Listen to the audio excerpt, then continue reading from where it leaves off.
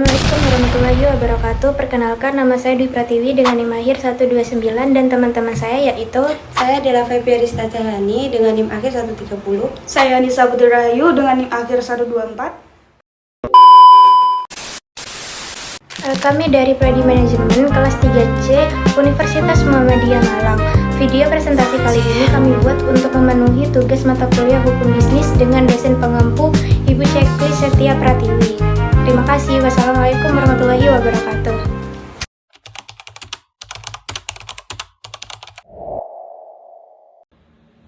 Analisis skema penyaluran kredit atau pembiayaan pada Shopee. Terdapat 3 skema penyaluran kredit. Yang pertama ada SpayLater. SpayLater adalah layanan beli sekarang, bayar nanti atau BNPL. Jadi penggunanya bisa berbelanja terlebih dahulu dan membayarnya belakangan atau dicicil. Tenor yang ditawarkan mulai dari 1, 3, 6, sampai 12 bulan. Semakin panjang tenor yang dipilih, maka biaya dan bunganya juga bervariasi sesuai dengan tenor cicilan yang dipilih.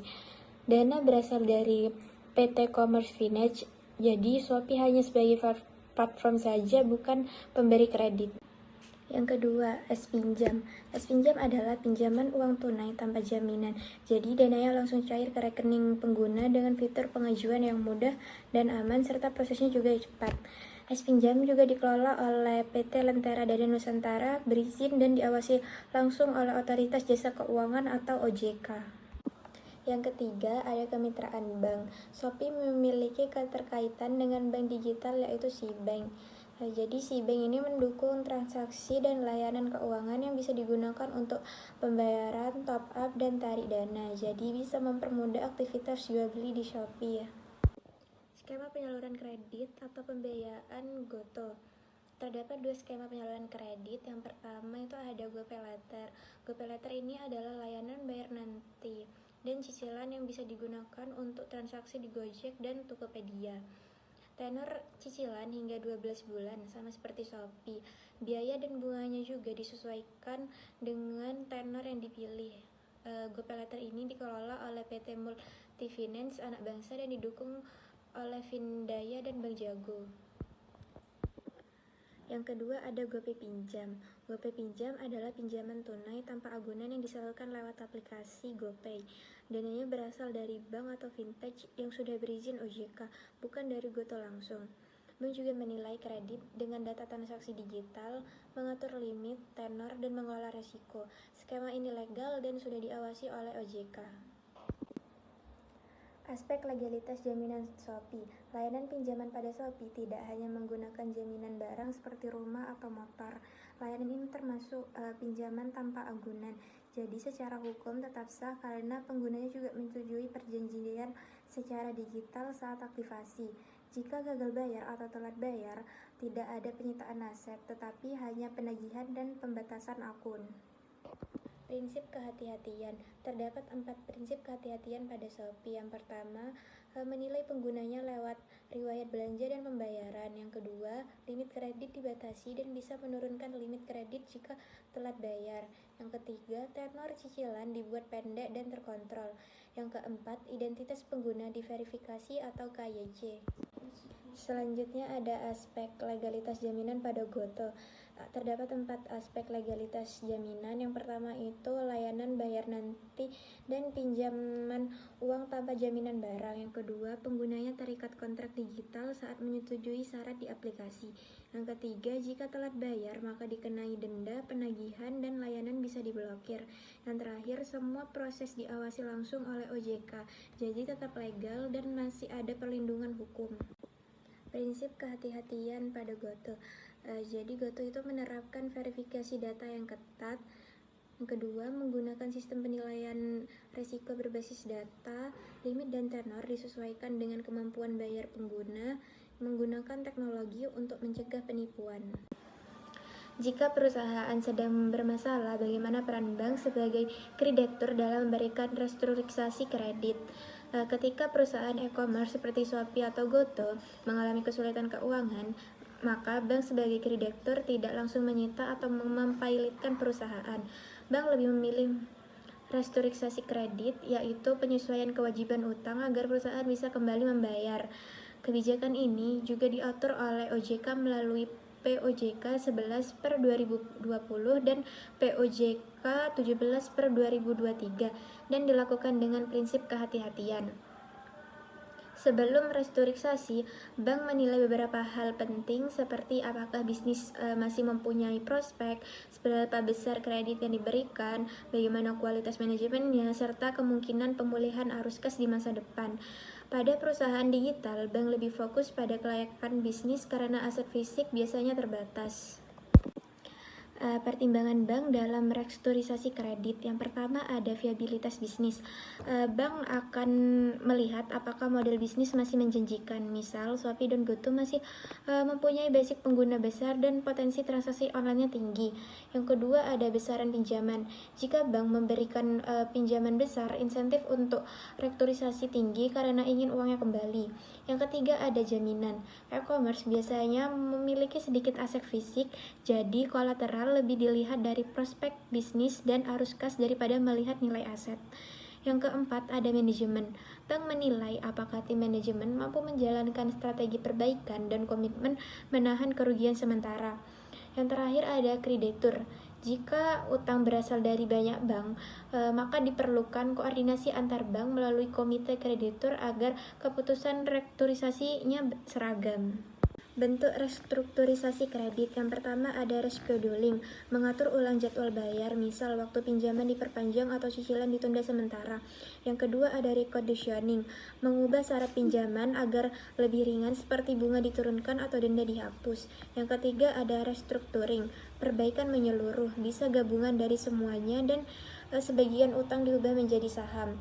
Yang terakhir ada new money. Bank memberikan pinjaman tambahan supaya usaha bisa tetap jalan jika masa depannya dinilai masih bagus. Contoh nyata pada restrukturisasi. Pada masa COVID-19, banyak perusahaan fintech dan e-commerce mengalami tekanan keuangan. Bank melakukan restrukturisasi kredit agar perusahaan tetap beroperasi. Meskipun risiko kredit macet tetap meningkat jika pemulihan ekonomi lambat. Jika restrukturisasi tidak berhasil, bank dapat melibatkan OJK untuk pengawasan khusus hingga kepailitan. Namun, karena aset perusahaan e-commerce didominasi aset digital yang sulit dijual, solusi yang sering dipilih adalah mengubah utang menjadi saham. Selanjutnya, saya akan membahas tentang analisis potensi PKPU dan pilot pada entitas e-commerce. Seperti yang kita lihat di layar ini, saya akan membedah catatan historis mengenai pengajuan PKPU dan status pilot pada beberapa entitas e-commerce besar di Indonesia. Nah, sebagai bahan pembahasan kita ini. Nah, yang pertama ada kasus Sorabel pada tahun 2021. Nah, sebenarnya Sorabel ini sudah berupaya melakukan penyelamatan melalui pengajuan PKPU. Namun sayangnya proses restrukturisasi tersebut gagal menemui titik temu. Akibat kegagalan tersebut, Sorabel akhirnya dinyatakan bangkrut, di mana seluruh aset perusahaan harus dijual atau dilikuidasi untuk melunasi utang. Selanjutnya kasus GDID. Nah, berlanjut ke tahun 2022, ada fenomena menarik dari GDID berbeda dengan Sorabel yang tadi.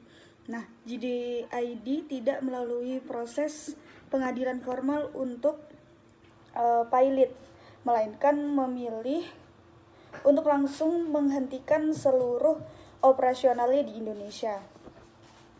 Nah, karena kerugian yang terus membengkak, kondisi ini sering disebut juga sebagai pilot practice.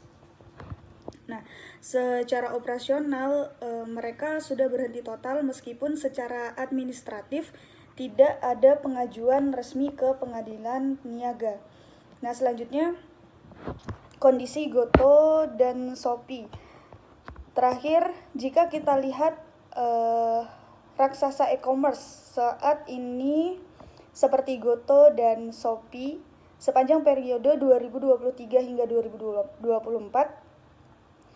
kondisinya cukup berbeda hingga saat ini dalam ada pengajuan PKPU maupun pilot. Langkah yang mereka ambil lebih ke arah tindakan pencegahan atau preventif. Nah, salah satu langkah paling nyata yang mereka lakukan adalah efisiensi besar-besaran, termasuk melakukan PHK massal. Nah, strategi ini diambil untuk menjaga cash flow dan memastikan keberlanjutan bisnis agar tidak jatuh ke jurang PKPU seperti kasus-kasus sebelumnya. Nah, selanjutnya tadi kita sudah melihat histori e-commerce yang ada di Indonesia. Nah, jadi kemungkinan pengajuan dari histori tadi, potensi pengajuan PKPU yang tinggi untuk Goto dan Shopee jika tingkat pembakaran dana tidak terkendali dengan risiko tuntunan dari kreditor seperti vendor. Nah, dari data McKinsey tahun 2022 menunjukkan 40% startup global gagal dalam 5 tahun, diperparah oleh persaingan e-commerce yang ketat. Hal ini menyoroti perlunya pengawasan keuangan untuk mencegah dampak domino pada ekosistem digital. Selanjutnya ada syarat-syarat yuridis agar sebuah perusahaan dapat dinyatakan pailit atau bangkrut menurut Undang-Undang Nomor 37 Tahun 2024. Nah, berdasarkan aturan ini ada 4 poin utama yang harus terpenuhi. Yang pertama, utang jatuh tempo dan belum dilunasi. Jadi, utang yang sudah jatuh tempo dan belum dilunasi perlu dicatat bahwa perusahaan harus memiliki minimal 2 kreditor atau pemberi pinjaman. Nah, jika perusahaan memiliki utang kepada 2 pihak dan salah satunya sudah lewat masa pembayaran namun belum dibayar, maka syarat pasal 1 dan 2 ini sudah terpenuhi. Nah, selanjutnya yang kedua, gagal bayar dalam 30 hari. Nah, berdasarkan melihat pada aspek waktu setelah adanya teguran, berdasarkan pasal 8, sebuah perusahaan dianggap gagal bayar jika tetap tidak melunasi utangnya dalam jangka waktu 30 hari setelah menerima pemberitahuan tertulis atau somasi resmi dari pihak kreditor. Nah, selanjutnya ada debitur insolvent atau tidak mampu. Hal ini terjadi ketika pengadilan menyatakan secara resmi bahwa debitur atau perusahaan tersebut memang sudah tidak memiliki kemampuan finansial lagi untuk melunasi seluruh hutang-hutangnya saat jatuh tempo. Nah, hal ini diatur lebih lanjut pada pasal 8. Nah, selanjutnya keempat, terakhir, proses pengajuan dan penunjukan kurator. Nah, terakhir, mekanisme pengajuannya sesuai pasal 6 hingga 9, permintaan pailit bisa diajukan oleh 2 pihak, bisa oleh debitur sendiri secara sukarela atau oleh pihak kreditor.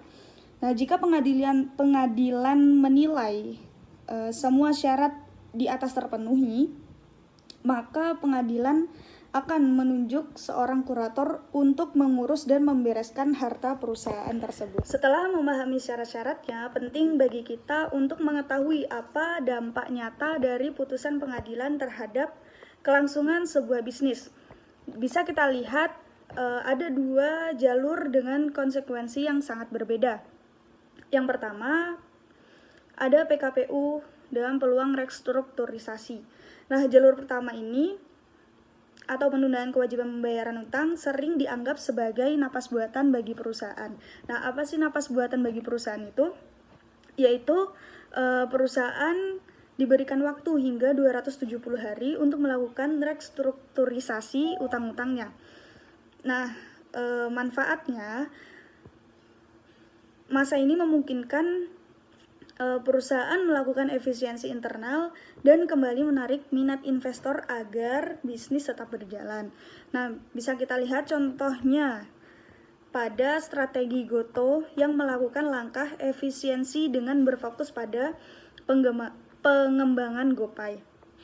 Yang kedua, ada pailit atau akhir operasi.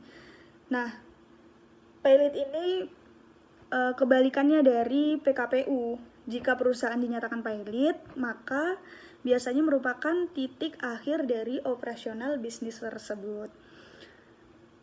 Nah, di sini ada dua dampak dari pilot. Yang pertama likuidasi. Nah, putusan pilot berakibat pada penghentian total operasi dan dimulainya proses likuidasi aset untuk membayar kreditor. Nah, yang kedua, dampak domino. Hal ini membawa dampak negatif yang luas, mulai dari hilangnya lapangan kerja bagi tenaga kerja, terputusnya rantai pasokan, hingga hancurnya reputasi perusahaan. Contoh nyata pilot cukup dikenal, yaitu kasus Sorabel yang harus menghentikan operasionalnya. Di sini saya akan menganalisis kepailitan dalam studi kasus e-commerce, Shopee, dan Goto. Saya akan menganalisis 3 poin utama. Yang pertama, PHK massal. Yang kedua, resiko hukum PKPU. Yang ketiga, perlindungan hukum bagi seller atau konsumen. Nah, langsung saja yang pertama, PHK massal dengan strategi mitigasi resiko PKPU. PHK massal oleh Goto dan Shopee adalah strategi solvabilitas instan untuk menjaga arus kas. Nah, dari PHK ini, beban gaji yang besar dapat menguras kas, menyebabkan perusahaan gagal membayar vendor dan memenuhi syarat pasal 2 ayat 1 Undang-Undang Nomor 37 Tahun 2024. Nah, dengan PHK, manajemen memprioritaskan ketersediaan kas untuk membayar utang operasional, menghindari gugatan PKPU, dan menjaga reputasi. Selanjutnya, resiko hukum PKPU jika gagal melakukan efisiensi. Nah, yang pertama ada resiko PKPU sebagai konsekuensi real, yang mana kreditor atau vendor atau juga penjual yang tidak dibayar dapat mengajukan gugatan PKPU ke pengadilan niaga. Yang kedua, mekanisme restrukturisasi, yaitu PKPU memberikan batas waktu minimal 270 hari untuk negosiasi ulang hutangnya. Namun, jika rencana perdamaian ditolak, perusahaan otomatis langsung dinyatakan pilot. Yang terakhir, karakteristik e-commerce, yaitu kegagalan efisiensi pada startup digital sangat rentan memicu efek domino PKPU. Nah, dari resiko hukum PKPU ini ada dampak fatalnya.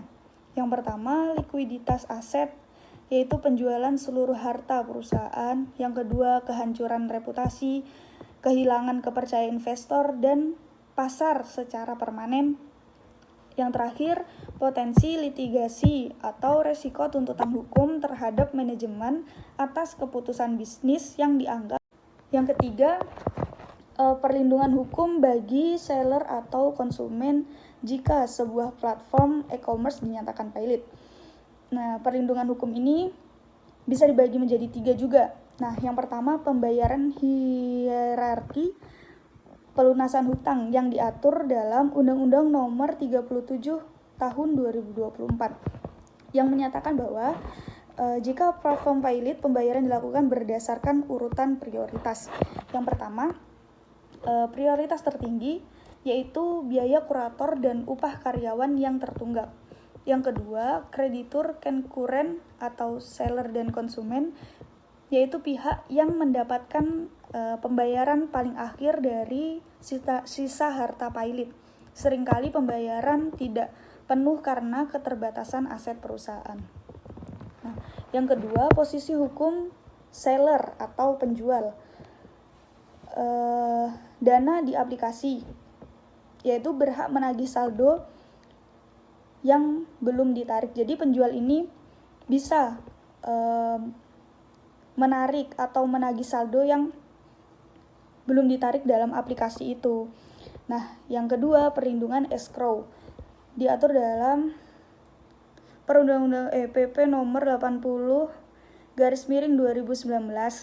yang mana platform wajib memisahkan dana penjual dari aset perusahaan. Namun dalam praktiknya, dana ini tetap beresiko terseret menjadi harta pilot jika mekanisme pemisahnya tidak kuat secara hukum. Nah, dampak terbesarnya adalah kehilangan akses platform dan resiko inventaris yang tidak terbayar. Yang ketiga, posisi hukum pembeli atau konsumen. Yang pertama ada hak klaim konsumen yang sudah membayar tetapi belum menerima barang berstatus sebagai kreditur. Yang kedua, Undang-Undang Perlindungan Konsumen yang diatur dalam UU nomor 8/1999 yang mana memberikan dasar hukum untuk refund atau kompensasi meskipun realisasinya sangat bergantung pada kecukupan aset sisa perusahaan yang dikelola kurator. Posisi hukum seller atau penjual, dana di aplikasi, yaitu berhak menagih saldo yang belum ditarik. Jadi penjual ini bisa menarik atau menagih saldo yang belum ditarik dalam aplikasi itu. Nah, yang kedua, perlindungan escrow diatur dalam Perundang-undang PP nomor 80/2019 yang mana platform wajib memisahkan dana penjual dari aset perusahaan. Namun dalam praktiknya, dana ini tetap beresiko terseret menjadi harta pilot jika mekanisme pemisahnya tidak kuat secara hukum. Nah, dampak terbesarnya adalah kehilangan akses platform dan resiko inventaris yang tidak terbayar. Yang ketiga, posisi hukum pembeli atau konsumen.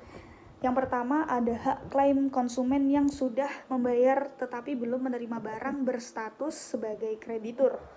Yang kedua, Undang-Undang Perlindungan Konsumen yang diatur dalam UU nomor 8/1999 yang mana memberikan dasar hukum untuk refund atau kompensasi meskipun realisasinya sangat bergantung pada kecukupan aset sisa perusahaan yang dikelola kurator.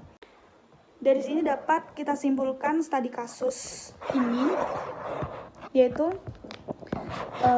PHK massal yang dilakukan Goto dan Shopee merupakan strategi manajerial untuk mempertahankan status going concern atau menghindari resiko insolvensi akibat tingginya burn rate serta minimnya pendanaan baru. Nah, secara hukum, langkah efisiensi ini menjadi mitigasi preventif agar perusahaan tidak memenuhi ambang batasnya gugatan PKPU atau kepailitan berdasarkan Undang-Undang Nomor 37 Tahun 2004. Nah, yaitu adanya 2 kreditur dan 1 utang jatuh tempo yang gagal dibayar. Hal ini krusial untuk melindungi ekosistem digital dari keruntuhan total seperti kasus GDID tadi dan Sorable. Nah, karena jika pilot terjadi, seller dan konsumen menempati posisi rentan sebagai kreditur konkuren yang beresiko kehilangan dana mereka meskipun terdapat regulasi perlindungan seperti akun escrow dalam PP nomor 80 tahun 2019 dan Undang-Undang Perlindungan Konsumen. Selanjutnya di sini saya akan membahas tentang analisis hukum anti monopoli. Pertama-tama yang kita bahas adalah posisi dominan. Berdasarkan pasal 1 angka 3 Undang-Undang Nomor 5 Tahun 1999, posisi dominan adalah kemampuan perusahaan mengatur harga, jumlah barang, atau menghalangi pasar pesaing masuk dengan kriteria pangsa pasar yaitu 50% satu pelaku usaha.